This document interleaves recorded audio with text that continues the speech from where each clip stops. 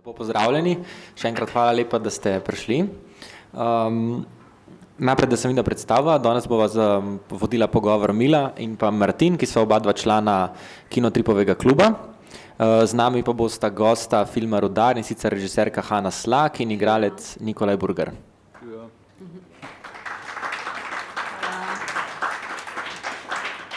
Seveda čestitke obema. Da še na začetku povem, če imate kakšno vprašanje, kar dvignite roko, pa bomo, tam je mikrofon odzadaj, pa bomo sproti to šli. Mogoče za začetek pa kar vprašanje za vas. Kje v bistvu ste, oziroma kako ste naleteli na zgodbo Mehmedalije in pa še mogoče, zakaj ste se odločili za igrani in pa ne dokumentarni film? Jaz sem prvič slišala za Mehmedalijo Alića in za njegovo zgodbo, ko sem prebrala članek Usoda Boštjana Videmška v Delu, to je bilo leta 2010. On je takrat ta članek napisal pravzaprav ob 15. obletnici srebreniškega genocida v Potočarih, šel je Potočare in je tam najdel pravzaprav Mehmedalijo in z njim naredil pogovor in raziskal njegovo zgodbo in potem napisal ta članek.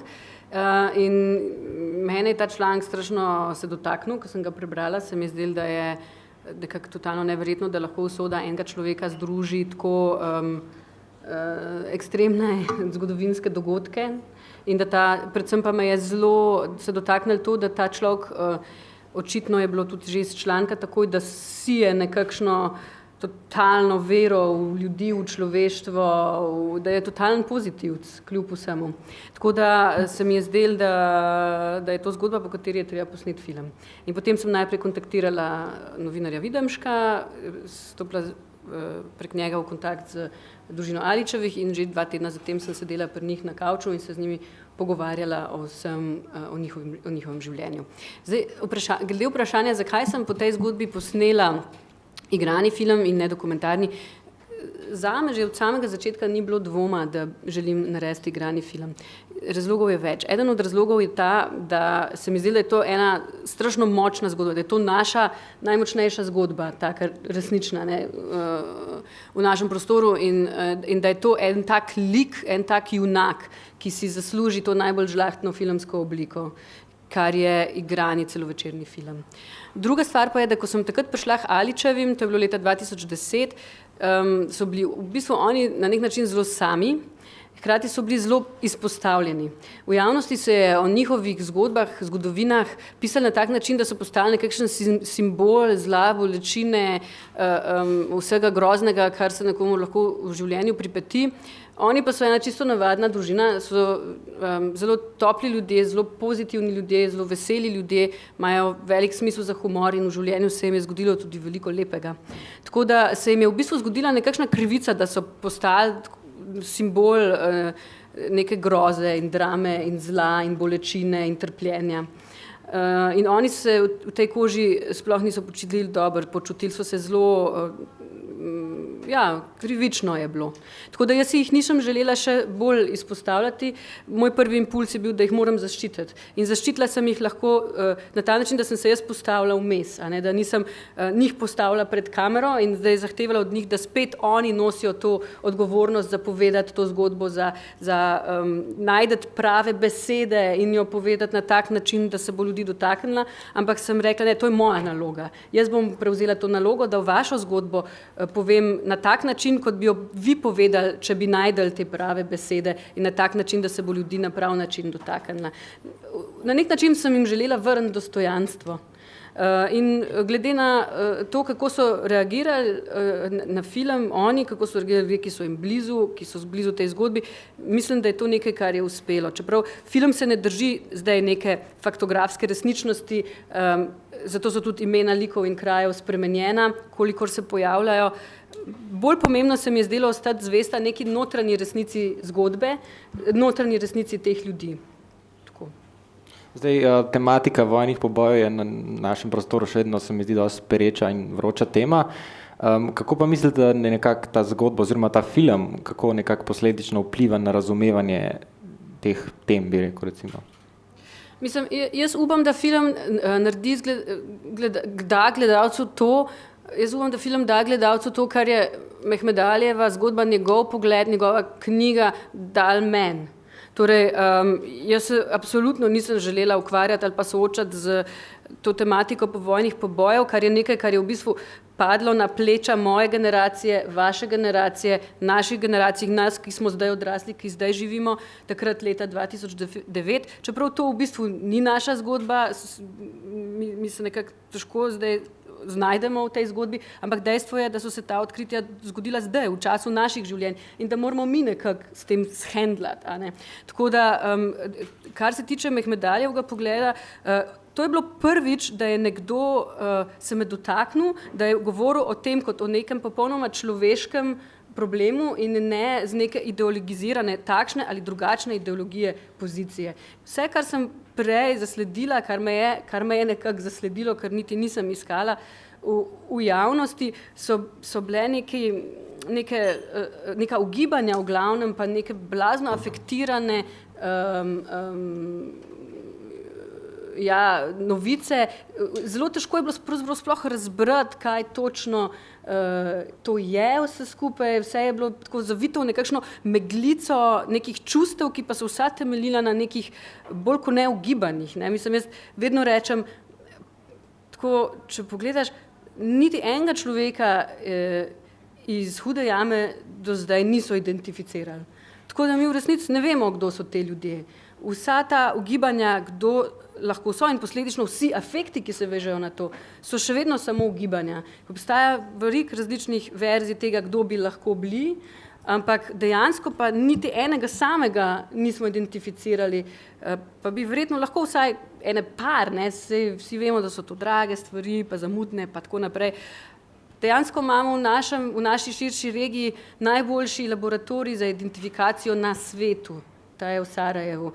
In mislim, da bi se verjetno, če bi bil interes dal vsaj enega ali 10 identificirati, da bi imeli vsaj nekakšno prvo dejstvo, na katerem bi lahko potem vsa ta mnenja, vsa ta razprava se lahko prla na to. Tako da, mislim, vprašanje, če je interes, ne? Če je interes, mislim, to, kar jaz upam, da bo film, da lahko film recimo naredi, da odpre neko drugačno videnje tega problema, ki ni obremenjeno z takšnim ali drugačnim ideološkim bremenom, ampak ozadjem ampak je v bistvu čist pragmatičen in človeški pogled na dejansko sedanji trenutek in to, kaj se je nam v bistvu zgodilo s temi odkritji. Tako. Nikolaj, kako pa si ti doživel zgodbo? A si mogoče za zgodbo slišal že prej ali šele skozi scenarij in film? Ne, jaz v bistvu sploh nisem slišal za to zgodbo, koliko verjetno veliko ljudi iz moje generacije. In tudi mene osebno v bistvu in tudi mislim, da moje vrstnike to nekako ne čutimo, te prizadetosti. Kar pa lahko skozi ta film čutimo, je pa ta neverjetni karakter tega človeka, Mehmedalije, in lahko čutimo v bistvu njegov pogum, ampak za samo to, kar se je pa zgodilo, pa jaz nisem vedel in tudi nekako po pravici povedano ne čutim tega. Mislim, probam se uživeti, ampak ja. Zgodba v bistvu na nek način buri duhove. A si k procesu pač pristopil s kakšno večjo odgovornostjo? Seveda. Mislim, zame, jaz sem čutil veliko odgovornost za ta projekt. Potrudil sem se nekako v svojih najboljših močeh, koliko smo se vsi nekako, si mislim,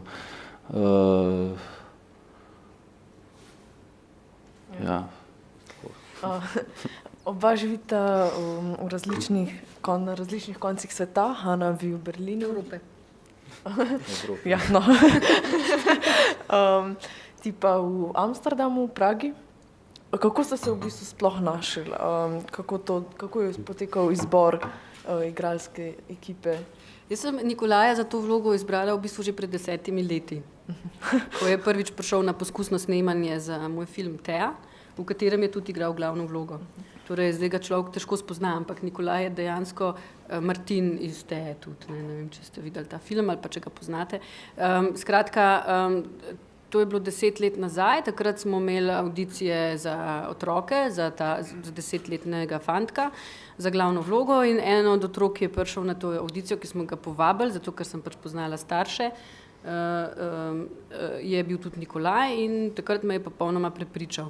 In že takrat mi je Nikolaj rekel, da ga v bistvu to delo sploh ne zanima, da si on ne želi biti igralec in da naj ti bo nekako, bom pač odigral to vlogo in jo tudi je in je v tem filmu tudi odličen in to je bila ena blazno lepa izkušnja zame, takrat delati z Nikolajem. In potem se 10 let nisva videla praktično, oziroma mogoče tako zelo slučajno sem pa kaj. Potem pa, ker sem pač delala casting za ta film in sem v bistvu že od začetka vedela, da si želim Nikolaja za to vlogo in potem sem ga poklicala in mi je rekel, ja, pa si zihar, mislim, jaz nisem igralec, pa v bistvu me to ne zanima. Vsega ne, sem čist zihar, ti kar prid v Ljubljano, bomo naredili poskusno snemanje, ampak v bistvu sem zihar in tudi zdaj, ko sva se pogovarjala po filmu, malo tako na splošnem življenju, Nikolaj še vedno trdi, da to ni njegova vokacija in da ga igralstvo kot tako v bistvu, da to ni njegova pot in da ga ne zanima. Oprosti, kako v tvojem imenu zdaj to razlagam. Jaz bi samo rad dodal, da ni čist res, da me ne zanima. Mislim, lik zaradi tega zanimanja sem v bistvu šel tudi v to, pa zaradi tega, ker je to bil nek challenge za mene, izziv za mene in zanima me samo, je pa res, da se ne vidim v tem poklicu, ne jemljem se kot igralca, je pa to bila sigurno zame zelo pomembna izkušnja. Sploh zaradi Leona, ne? Tudi, Leon je tudi velik del. Leon mi je tudi veliko pomagal, tudi čist praktično. Je bil neke vrste mentor, ali kako? V nekih situacijah, ker nisem bil siguren, sem se pogovoril z Leonom, pa me nekako pomiril v neki smeri. Imamo kakšno vprašanje iz občinstva mogoče? Drugače bi te pa jaz vprašal še eno stvar, omenili smo že leta 2007 film Thea, ne? Kako bi pa ti nekako zdaj primerjal, to je zdaj se pravi 10 let kasneje, ti si odrastel, veliko stvari se je spremenilo, ampak kako bi recimo mogoče opisal izkušnjo, ali nek sam potek dela mogoče leta 2007 pa zdaj na filmu Rudar, kako bi se nekako razlika doživel, no? Ja, razlika je bila ogromna v bistvu. Zdaj, ko sem snemal Rudarja, je kakor v bistvu, da bi snemal prvič. V bistvu, ker v tej sem bil star 10 let in sem bil otrok in sem bil v bistvu čist v nekem svojem svetu in sploh nisem dojemal nekako, kaj se dogaja okoli mene. Meni je bilo v bistvu to cool, jaz sem se imel fajn, ful sem vesel, da je s Hano sva se ful dobro razumela in meni je bil to, ko sem bil star 10 let, meni to bila kakor taka igrica na nek način, mislim. Take počitnice. Na nek način, tako. Zdaj pa v bistvu sem začutil nekako to odgovornost tudi, pa sem se nekako zavedel, da to, kar enkrat človek posname, da tega ne more zbrisati, pa tudi te teme sem se tudi malo zavedel, pa vseh velik stvari sem se zavedel, ker se jih pred 10 letih sploh nisem. Tako da izkušnja je čist drugačna, kot da bi snemal prvič. To je bilo tudi mogoče zato malo težje, zdaj si se mogoče, tako si rekel, bolj zavedal, kaj pomeni igrati na takem filmu tako pomembno vlogo. Pri 10 je bila to nek način taka igra v bistvu zame. Sem bil v bistvu v svojem svetu, zdaj pa nekako sem čutil neko odgovornost, no. Ki pa je seveda težka tudi, vsaka odgovornost je težka. Kako pa je potekal proces nastajanja filma? Mislim, pripravljali ste ga kar 7 let. Kaj v bistvu predstavlja največji del? Mislim, s čim ste se ukvarjali največ časa? 7 let v bistvu ni tako ekstremno veliko, ne? Pač nekakšna normalna doba nastajanja filma bi bila recimo 5 let, tako da to ni zdaj ekstremno veliko več, ne? Več je bilo zato, ker je bilo pri tem filmu enostavno veliko več researcha, ker gre za resnično zgodbo in je bila večja odgovornost za te resnične zgodbe in sem jaz resnično zgodbo hotela resnično spoznati in te ljudi resnično spoznati in zato pač rabiš čas, ne moreš na hitro ljudi spoznati. Ne moreš preživeti en določen čas z njimi in doživeti ene izkušnje. Zelo pomembna so bila za nas ta potovanja v Bosno, v Potočare nad Ženazo, kjer smo bili 2-krat skupaj, potem gor v hribe v Grujčiče, to je tam na meji s Srbijo, odkoder je Mehmedalija doma, in tudi v Tuzlo, odkoder je doma gospa Nihada in tako naprej. In pač pisali smo tudi Mehmedaljevo knjigo sproti, urejali njegove dnevniške zapiske, dopolnjevali in tako naprej. Tako da tle je bilo ob tem glavnem delu okoli filma je bilo še veliko drugega dela. Drugače pa te faze nastajanja filma so pač, prva faza je pač razvoj scenarija, torej od neke prve ideje najprej pride do prve verzije scenarija in potem prva verzija scenarija je v bistvu začetek dela na scenariju. Ko imamo prvo verzijo scenarija, lahko razmišljamo o tem, da bomo zdaj 2 leti delali na tem scenariju, da pridemo do neke verzije, ki je primerna za financiranje in tako naprej. To je čist normalen zdaj potek dela. Potem po tej fazi razvoja scenarija se zgodi faza, ki se reče razvoj projekta. To je takrat, ko že imamo scenarij in potem iščemo denar za partnerje, pač že mogoče tudi igralce in avtorsko ekipo, s katerimi bi privabili potem partnerje in tako naprej in poskušamo dobiti nekakšen denar od fondov in tako naprej. Potem pride faza snemanja, priprav na snemanje in snemanja, temu se reče predprodukcija, priprave na snemanje, to traja ponavadi tam nekje 3 mesece intenzivno, pa predtem še 3 mesece ne toliko intenzivno recimo in snemanje samo, ki traja ponavadi mesec pa pol, 2 meseca, lahko pa tudi do 3 mesece. Potem po snemanju ponavadi traja mine spet kakšen mesec, da se stvari malo vležejo, da se ljudje spočijajo, da se material pripravi na montažo in potem se začne faza montaže, ki spet lahko traja od 1 meseca do 1 leta, odvisno kako se išče film. In potem po tem, ko je film zmontiran, ko nastane končna verzija slike, sledi obdelava zvoka, obdelava slike in delanje grafičnih špic in tako naprej, grafike na splošno, posebnih efektov, če so potrebni. In to spet zahteva, ne vem, odvisno od zahtevnosti, od 3 mesecev do 1 leta, bi rekla. Tako da, ja, proces nastajanja filma je dosti zapleten, vanj je ponavadi vpletenih kar veliko ljudi in ki včasih med sabo se tudi ne poznajo, ker so aktivni v različnih fazah nastajanja tega filma. Tako da to, kar pa je ta človek, je pa ves čas prisoten, je pa režiser, pa producent, ne, ki v bistvu sta ves čas ob filmu. Lahko si predstavljamo, da je bilo snemanje v Rudniku tudi kar naporno. Kaj vam je mogoče predstavljalo največji izziv, ovire?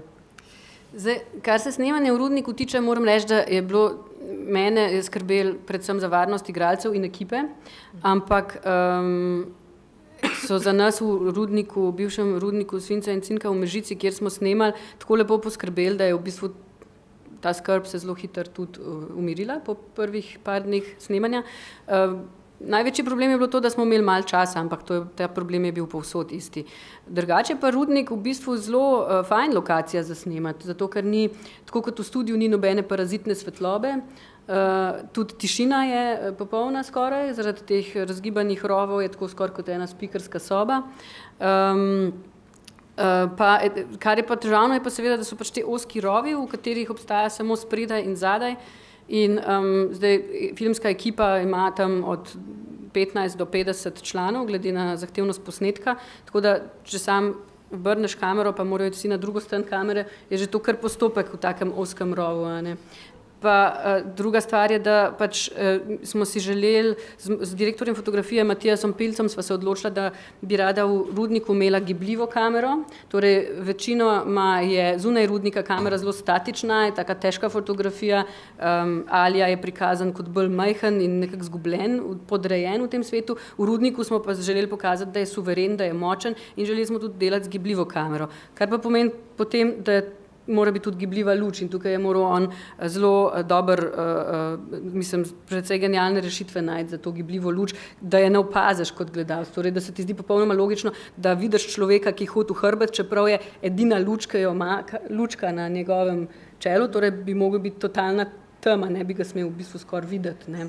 Tako da, ja, pa tukaj je pa so tudi kakšne anekdote, recimo meni je eno od najbolj smešnih stvari, ki se nam je zgodila na snemanju, je, mogoče se spomnite tega prizora, ko začne Alija vrtati v zid in mali Tom posluša in je precej prestrašen in se obrača nazaj, mi ga gledamo od odzadi, njiju dva in reče, nekdo je tam in potem Alija reče, noben ga ni, so samo odmevi. Dejansko je pa seveda tam stal 50 ljudi za kamero, a ne, in moram reči, nekdo je tam, ah ne, samo zdi se ti, tako je pač ta resničnost snemanja pa resničnost filma so včasih kar v konfliktu, no, in tukaj pol pride do izraza tudi igralski talent in ta koncentracija, ki jo morajo imeti igralci, da dejansko zdržijo to neko svojo notranjo resničnost in da se ne pustijo dekoncentrirati od vsega, kar pomeni filmsko snemanje.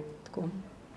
Ti si imel v bistvu tudi dosti kompleksno vlogo, kako si se pa na njo pripravljal? V bistvu prihajaš z neke take filmske, igralske družine. A se ti zdi, da je to kaj vplivalo? Ja, sigurno meni je, kot prvo smo imeli še mesec pred snemanjem, smo imeli kakšen mesec vaj s Hano in z ostalimi igralci. Drugo mi je pa mami mi je tudi malo pomagala v nekaterih stvarih. Malo sva vadila tudi z mami, ja. A pa si imel v bistvu možnost tudi sam kaj dodati svojemu liku, tudi mogoče kakšne improvizacije, da si ga ti kaj skreiral, ali? Ne, v bistvu okay. Meni se zdi, da ne. Da je bil že izoblikovan nekako. V bistvu sem delal nekako to, kar mi je bilo rečeno, pa sem pa probal po svojem nekako, ampak nisem nič dodal. Okay. Zdaj sem pripomnila, da je Nikolajeva mami je Nataša Burger, ki je ena izjemna igralka, predvsem pa je tudi izjemna v vodenju drugih igralcev, kar smo lahko recimo videli.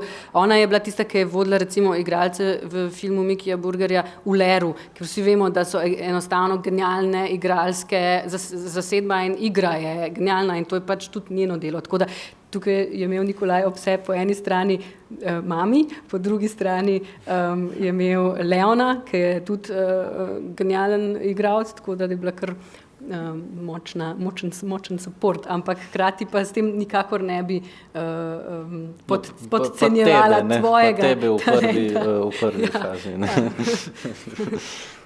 Mogoče imamo kakšno vprašanje zdaj iz občinstva? Ne. Pa bi pa jaz vprašal mogoče tako bolj za konec eno vprašanje za prihodnost. Kakšni to recimo načrti? Nikolaj, ti si že prej malo omenil, da filmske vode niso tam, kjer si ti doma, se pravi tvoje srce je nekje drugje. Nam poveš, kje? V bistvu sem zdaj v takem obdobju, ko se nekako iščem. No. Probam iti za tem, kar si mislim, da je dober čist zame, za moj razvoj. Zdaj pa je to delo, branje, neko izobraževanje, nabiranje nekih izkušenj, premagovanje strahov, vse to. Filmu pa še nisi rekel konec, čist.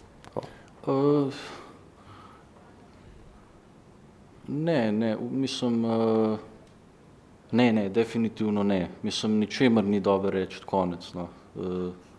Čeprav tega, razen če to človek res noče. Samo, kakor sem rekel, meni je bilo to zelo zanimivo, jaz sem zelo vesel za in eno in za drugo izkušnjo snemanja in mi je to tudi veliko dal neke čisto življenjske izkušnje, tako da ne, definitivno vse ostaje odprto.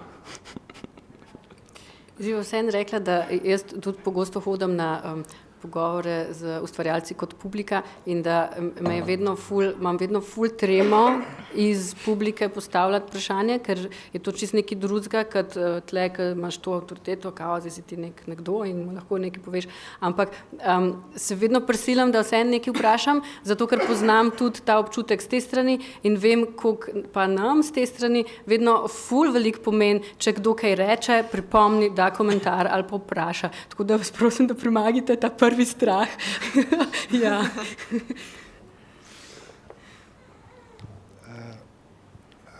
Henigman iz Ribence. Jaz sem mal direktor, moj sin je pa direktor je igral v tem filmu. Zato sem šel gledat. Nisem nobenega od vas poznal in vam čestitam za korajžo, ker mislim, da ni te tematike v slovenskem filmski zgodovini o povojnih pobojih, da ste prvi, ki ste se tega lotili na tak način. In mislim, da bo to en velik pečat za tudi mlajšo generacijo, da bo spoznala, kje je, od kje izhaja in kaj mora še urediti. Čestitam vam. Ja, hvala lepa. Jaz pa vam čestitam za sina.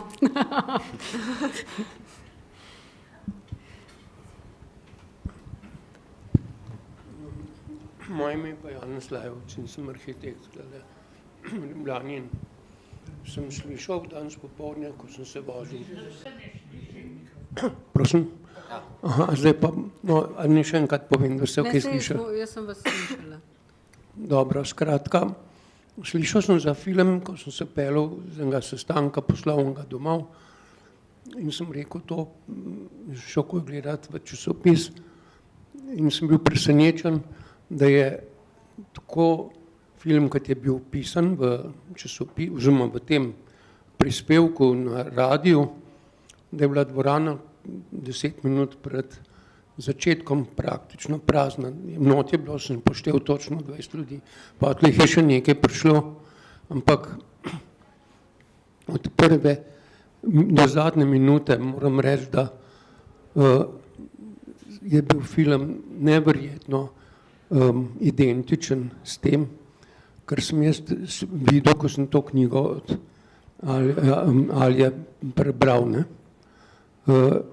In dejansko, torej jaz sem recimo malo starejši, da to ne bo pleonazem, rojen leta 32. Ne? In sem te čase dal skozi po vojne, ko je nenadoma zginil oče mojega sošolca, inženir v kemični tovarni v Medvodah, ko se je to šušljalo o teh povojnih pogojih. Skratka, ne šušljalo, tudi zelo dobro vedlo, ko so drugi naši sorodniki zginili tam na Grčarcah, ne, kot domobranc, drug nekje kot partizan in tako naprej. Skratka, tisto, kar je bilo med vojno, bila ena zgodba. Ne. Drugo je bilo to, kar se je dogajalo po vojni. Ne. In to se je praktično sočasno vedeli od ljudi, ki so na kakršenkoli način prišli iz Tehari, ker je tudi precej Slovencev zginili. In te zgodbe, ki ste jih vi, bi rekel, skoraj simbolično opisali, razmeroma zelo skopo, ampak zelo, kaj ne rečem, intimno in zvesto temu, kar se je v resnici dogajalo. Tako da sem se samo čudil, kako lahko nekdo, ki je toliko mlajši, to zadevo tako zadane, kot ste vsi, ki ste bili v filmu, predvsem pa gospa režiserka in avtorica scenarija. Čestitam tudi z moje strani. Hvala. No, jaz bi na to odvrnila 3 stvari. Prva je, knjiga Mehmedalije Aliča Nihče je res obvezno branje, bi jaz rekla. In se jo da med drugim, zdaj vidim, da je zaprto, ampak ponavadi, normalno se jo da tudi tukaj v knjigarni kupiti, medtem ko vrtijo film za pol cene celo, tako da to je izvrstna priložnost, da si nabavite to knjigo, jo imajo pa tudi v knjižnicah. In je zelo lepo napisana, je za vsakega, ki si želi videti, kakšna je razlika zdaj med fikcijo, ki smo jo mi delali v filmu, pa med resničnostjo, kot jo je Mehmedalija sam opisal skozi svoje oči, bi res priporočala to knjigo v branje. Druga stvar, kar se tiče Prazne dvorane, ja, a veste, zdaj slovenski film, jaz to vedno rečem, to je tako malo kot Bayern München ali pa en majhen klub iz enega majhnega mesta nekje, ne, pač. Mi nimamo teh sponzorjev, ne moremo si privoščiti teh zvezdnikov in tako naprej, ampak to je naš klub, ne. To je naš klub in če ne bomo mi zanj ga navijali, ne bo noben. In tudi te ljudje, ki igrajo v tem klubu, to smo mi filmarji, ne, pač, ne samo režiserji, ampak tudi vsi ostali filmski delavci pa igralci.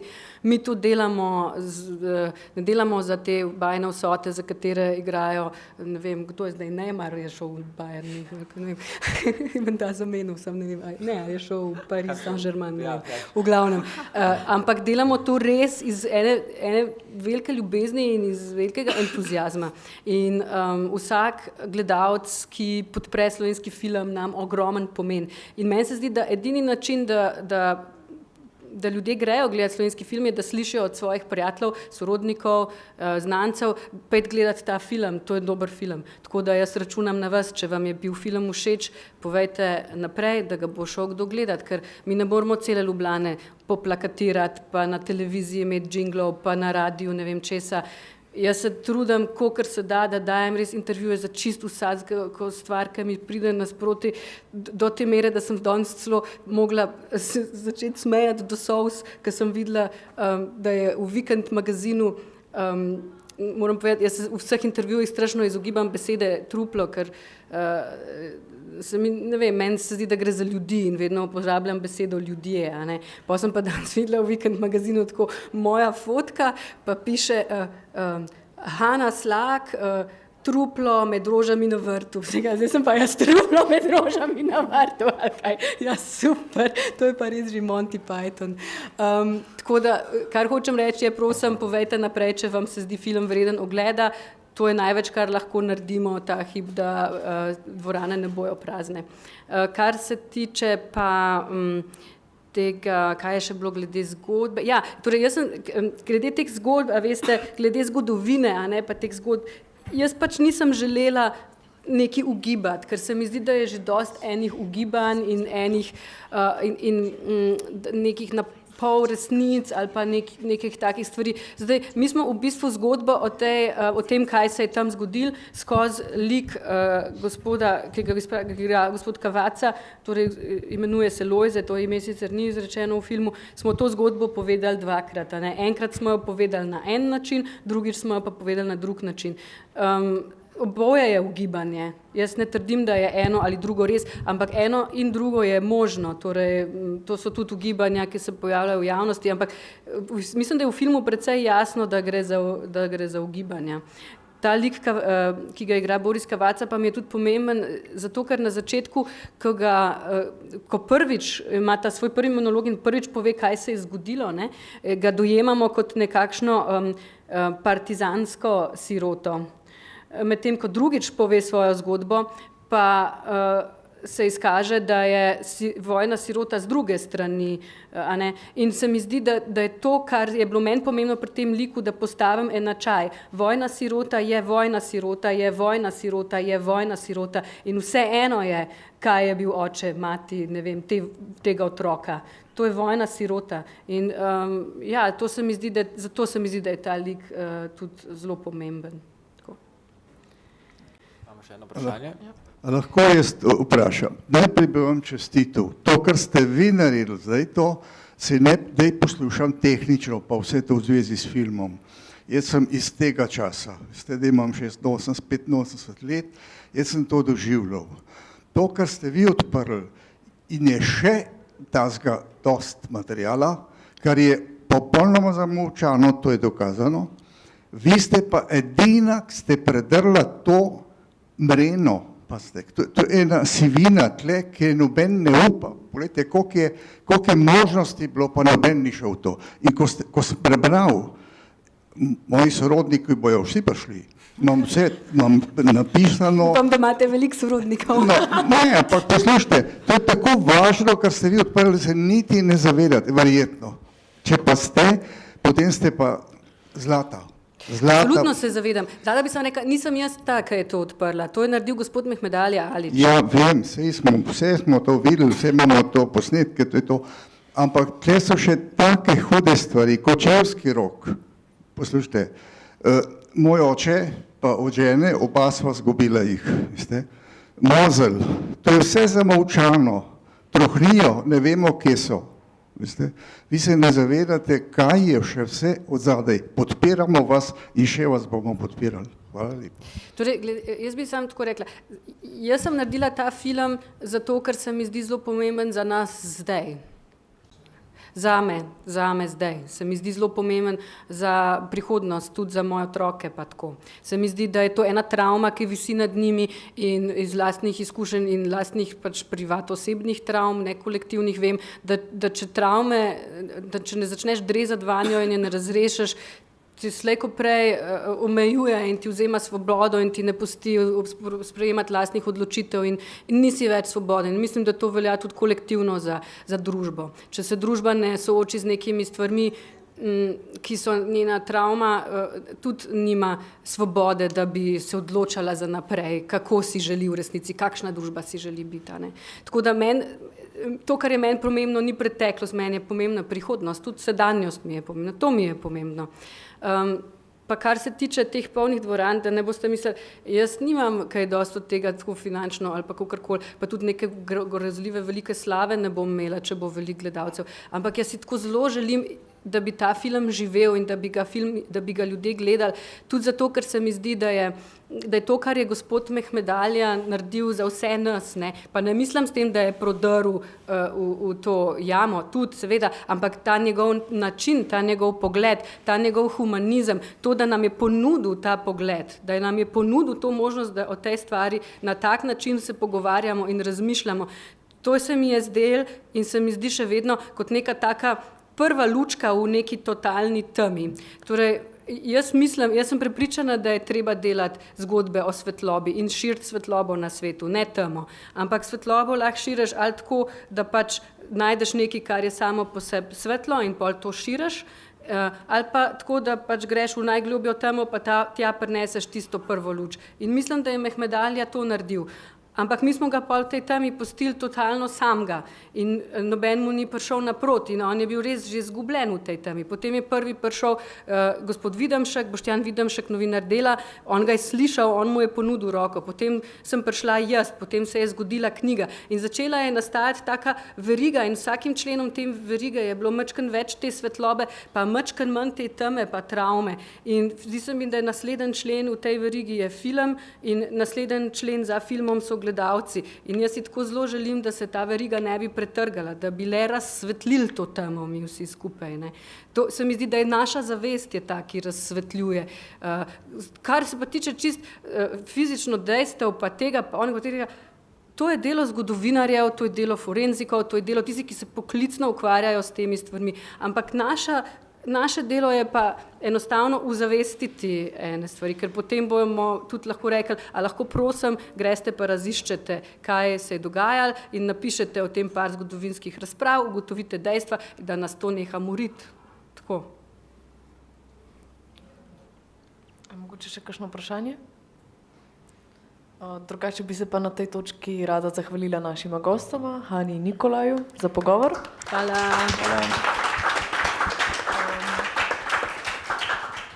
In pa vam, da ste po projekciji še ostali na pogovoru in se vidimo na naslednji Kinotripovi projekciji. Hvala lepa.